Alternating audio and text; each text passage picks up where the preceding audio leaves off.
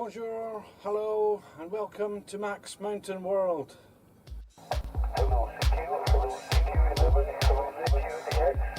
Bonjour, hello, good morning. This morning, Sunday morning, 11 o'clock. Done all my sort of internet stuff and housekeeping and whatnot.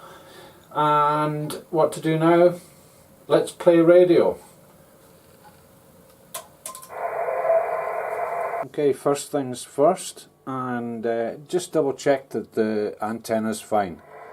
Anything can happen to an antenna. It can get a dodgy connection, or rain, liquid water can get into connections, or it can get blown around. Anything can happen. It's a piece of equipment that's open to Mother Nature, as it were. So the first thing to do is to find a frequency that's quiet, i.e. I'm not going to be blasting over anyone. So we'll go off the main calling frequency. We won't head too far away. I'll just stick it on there. I have the radio set up so that the mic gain is up flat out. That way I'm operating the microphone, I'm not having to have it in front of my face and get it covered in snot in time or whatever. And it's a lot more easier way of working it is just to have the microphone working as a power mic, as the CBers say. Now there's a number of ways of checking the antenna. The quick way is just to, as I say, I've found a quiet frequency, just to cue it up and see what happens. Now here's the main meter for the radio. At the moment it's on the power out setting, so the signal, it's going to receive signal. If I take the noise blanker off, come back to that in a second, you can see that it's actually showing receiving a load of rubbish nonsense. So anyway, a quick cue up and I'll be able to tell if it's going near the 100 watts, it's going to be working, and that's fine. So if I had a doubt of that, then what I would do is I've also got an SWR meter, a standing wave ratio meter, which is an antenna tuning device. Now I can do the same test and check on this. The basics of this is that the left hand needle shows the power going out, and the right hand needle basically shows the power coming back in. So if the antenna is not tuned, then not all the signal gets out and some of it gets reflected back. So basically the more on the left the better, the less on the right the better. So I'll give it a quick cue up and we'll see how it goes.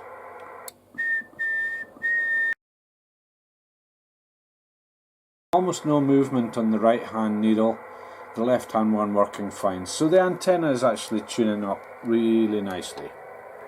It's a very similar system for the radio as well, in that the signal meter on the left here at the moment is doing what the left hand needle is doing. So it's showing a lot of power. If I click on the meter to change it to the SWR setting, that's where we want the minimum, so next to no movement again. So that verifies everything is okay on the antenna front for the band that I use, which is 11 meters or 27 megahertz. This is a part of the band, it's part of the old spectrum of old CBs and stuff, but it's used very much as a sort of like a poor man's amateur band, as it were, and it's the one place that I do actually transmit on when the conditions allow. A more correct method of testing antenna is to do a low power test first, and that way if there is a problem you're not going to blow the back end out on an antenna that's not connected or not working right or something like that. Indeed, it's the more correct way of doing things. It preserves your equipment, but once you get to know the running of your equipment, you'll find that you get to know, sense, hear, feel when things aren't right.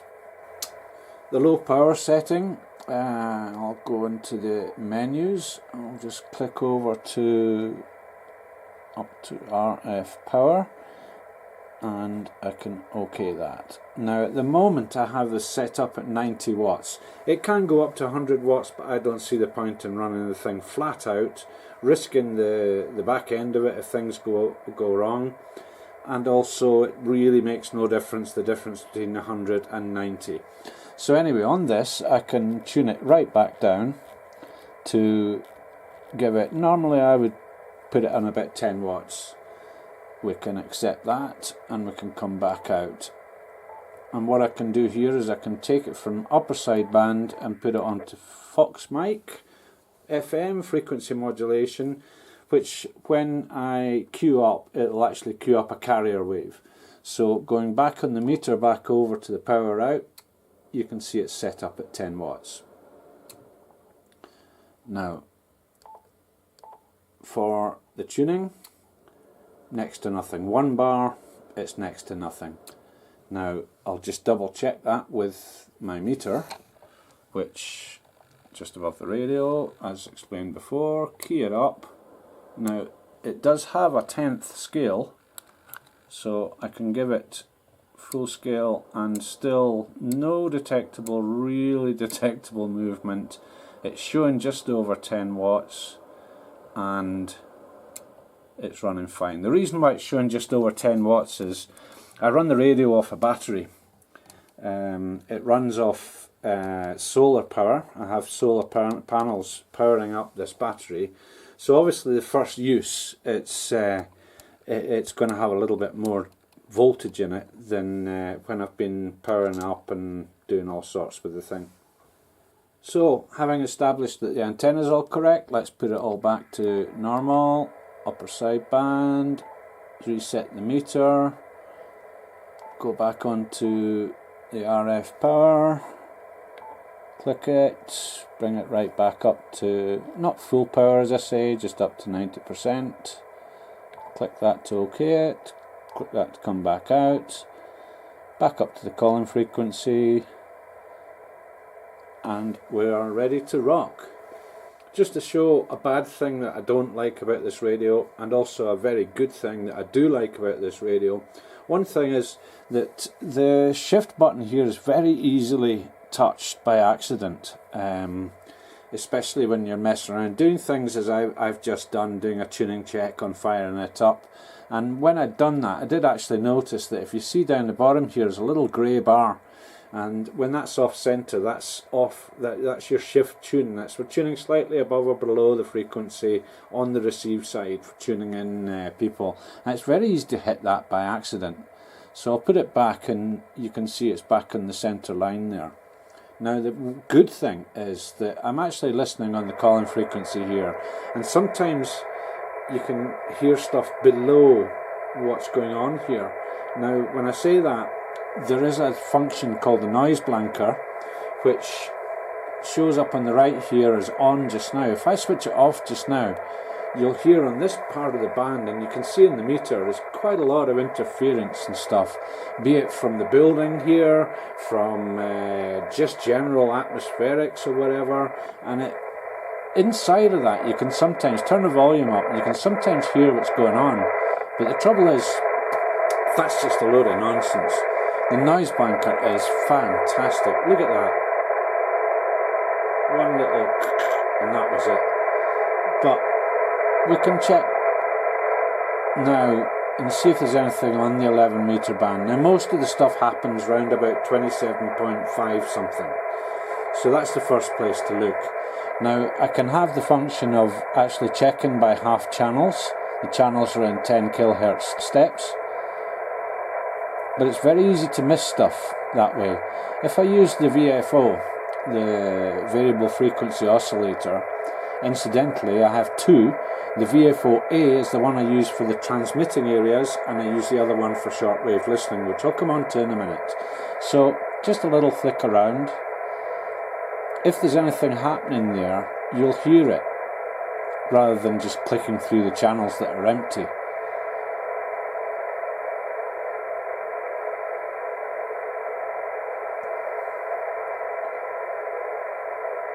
And nothing. So the other option as well, just to see if anything's active, is just to stall off for a few minutes and listen with the volume up.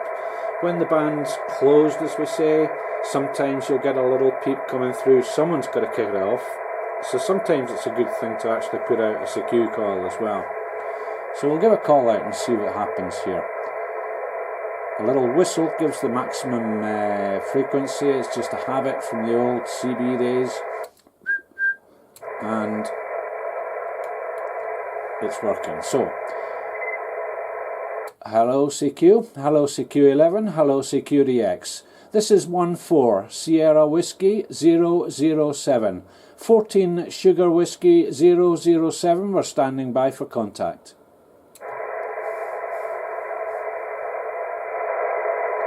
Now, just before I queued up there, I did hear something. There is someone there. But whether it's just something that's drifting in, drifting out, I can turn the volume up and you will hear stuff.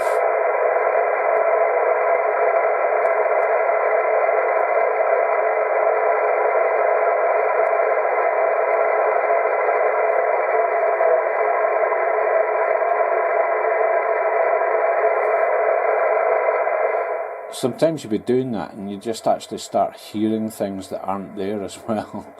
When that happens, there's an easy solution to that. If you think you're hearing something, just knock the VFO a little bit. And if it's still there, it's something you're hearing. In the head, as it were. Give another call.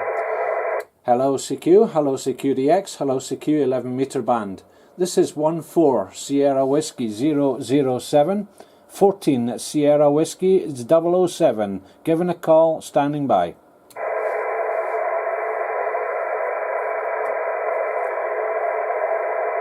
And again, not a lot happening. Pretty dead band. 27555 for many decades has been the calling frequency on sideband on 11 meters. Nothing happening, so let's go shortwave listening. Just to cover the equipment that I use here, the radio is a Yaesu FT450D, which is a very popular HF transceiver, transmits and receives, and I've had this one modified. It was modified by the supplier when it was new, before I got it, so that it transmits everywhere it receives as well. Now that doesn't mean that you have to transmit everywhere. I just use it to transmit on this 11 meter band. That's all I have the antenna tuned for, although it does tune up some other stuff. The antenna is the Antron 99X by Solarcon, which the X part of it is, it has the Fire Stick booster section on the top of it. One of the most powerful vertical antennas for 11 meter band. With the antenna being very well tuned for the 11 meter band transmit, it will also receive very well in that band. Not so good in the other places, but it's still an antenna, it still works. So, as I mentioned before, I use VFO A for my transmitting part, 27 megs, 11 meters, and I use the VFO B for a bit of shortwave listening. Now down here is a band that used to be highly illegal in the UK, the 45 meter band. People still use it. I hear a lot of French people still using it. I don't know if it's active just now.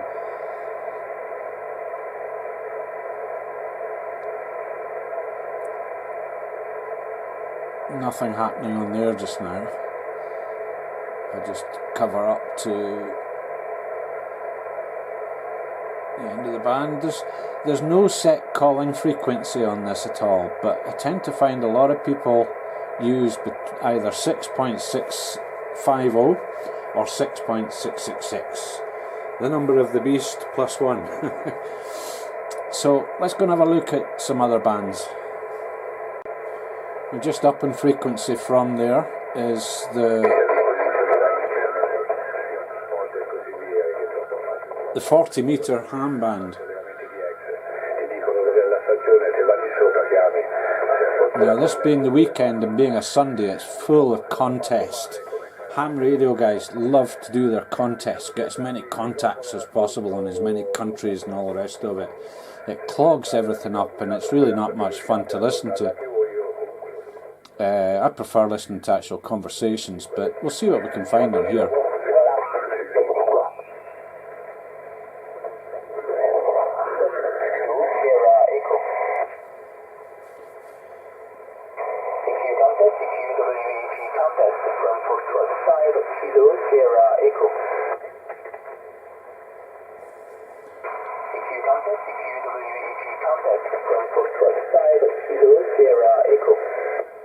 Nonsense.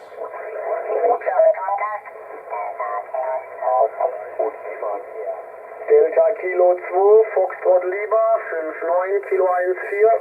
Danke für Kilo 14, 59 Romeo.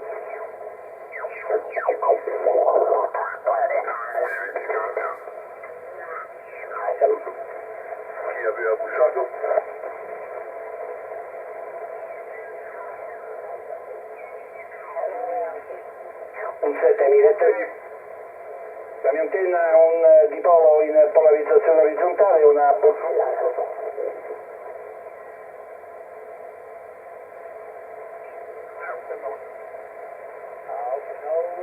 Slowly but surely start to stop. Okay, then I will pass the microphone to the young lady. Another band to go and check out. I'm going to miss out on the 30 meter band. We'll go up to 20. Quite noisy on the old interference background noise front.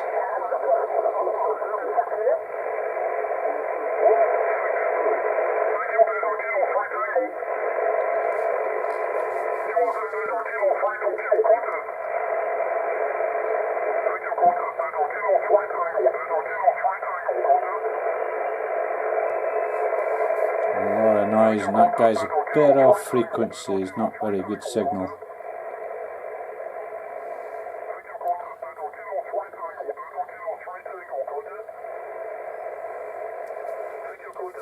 The clarifier actually tunes the receive signal.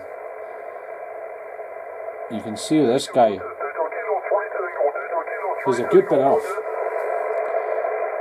Now 20-30 years ago that would have been acceptable, but these days that really is a mile out. The guy's blasting in too, look at that, he's up in 9s on the scale. Now, let's see if there's anything happening up on 15 meters.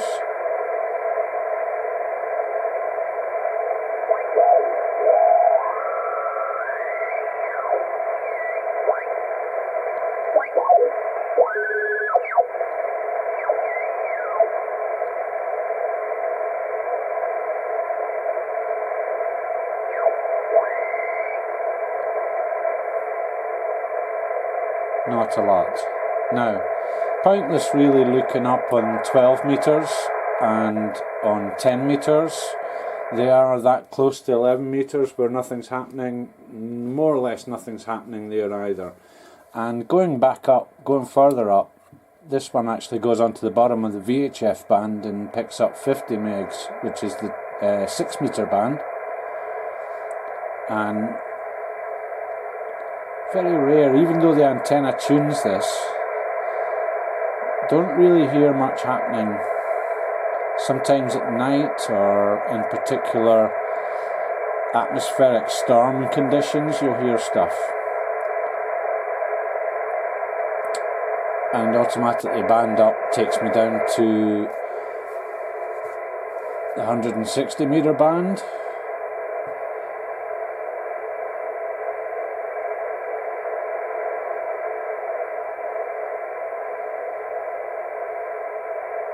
Not a lot happening there. And again, that's wildly out for the antenna, so it would really take a very strong signal for to register on that. Let's go and check out 80 meters.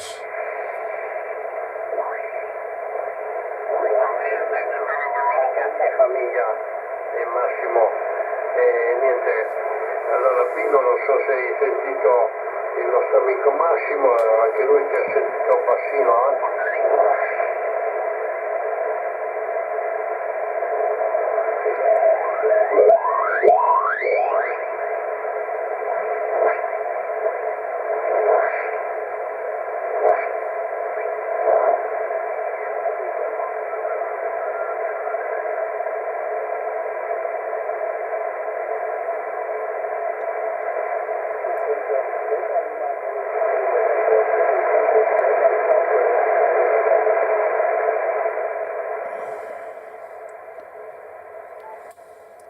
we're back to 45. Now, there's quite a lot happening on the ham bands. It's interesting to listen to, but that's not the only thing that you can listen to on this. You can have a good flick around and listen to some interesting stuff, not just on sideband, on AM, on FM, and all sorts of stuff. So let's go and have a wee look around. There's all sorts of stuff happens just off the ham bands as well. Some pretty weird. Oh, that sounds like it's AM or FM.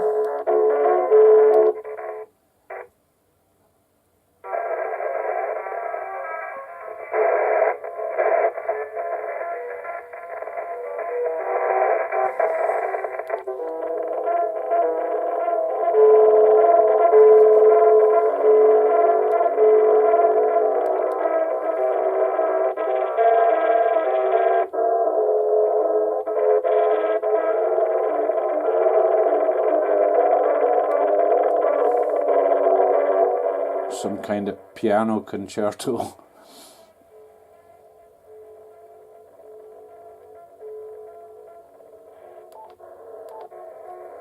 Which you can still hear on sideband. Sometimes you can tune it even better with a radio like this.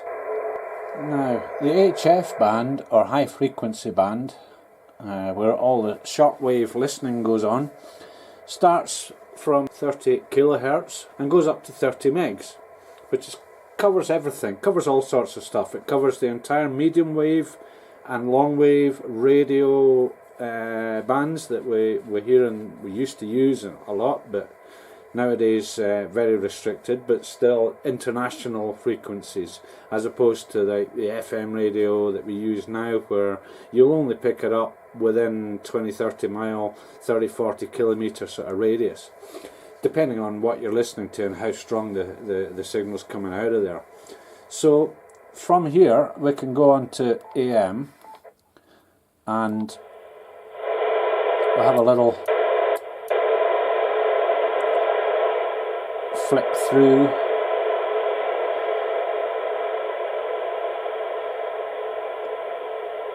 And again, the atmospherics for down there are pretty bad. There's nothing happening. You just keep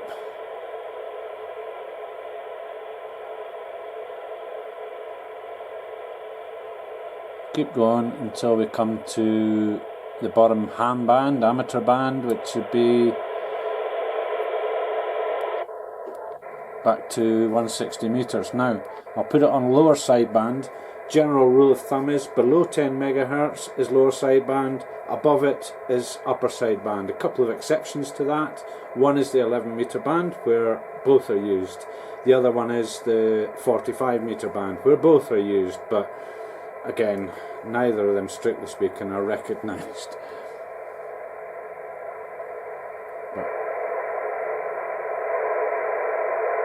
Just nothing happening there at all. Here's something that I've found up on 17.570 megahertz on AM, and I've just googled it. It's the China Radio International. Now you can tell it is coming in from on a skip contact. In other words, it's the signals are kind of bouncing off the ionosphere and back down and going around the world. Because even though it's coming in at plus 40, it does have, you can see there, slight weak spell. It's coming, it's going, which means it is a very long distance. And as I say, having googled this, it's a China radio station, just random. Who knows who listens to this? But there we go. I'm going to risk a copyright hit here, but I'll turn it off before I do. And this one here is it's Radio Exterior de España. It's a Spanish radio station, Spanish speaking, in Costa Rica.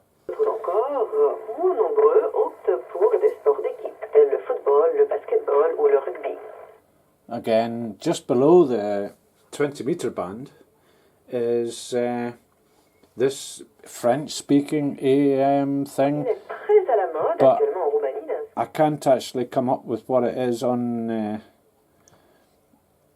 on the internet, so it's probably a pirate thing or a localized thing, but it is again coming from somewhere far away.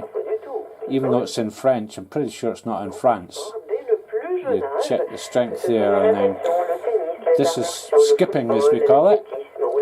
So and this is just flicking through the entire spectrum. This is 9 megs. This is 10 megahertz. This is, you can flick through it very quickly and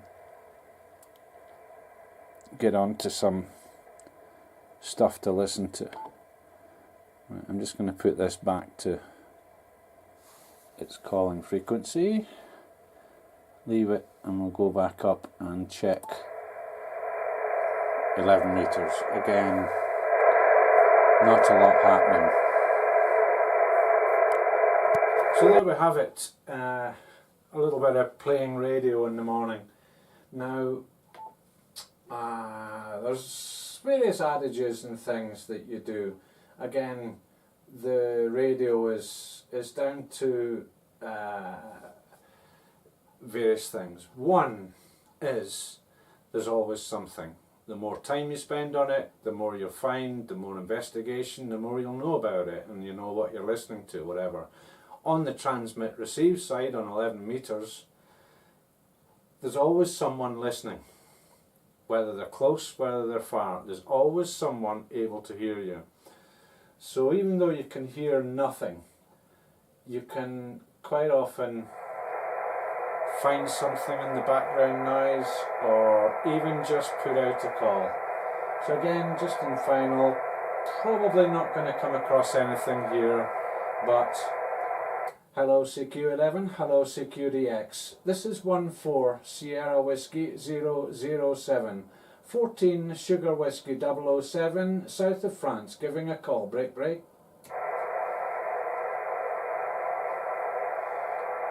More videos coming with some actual atmospherics that are working.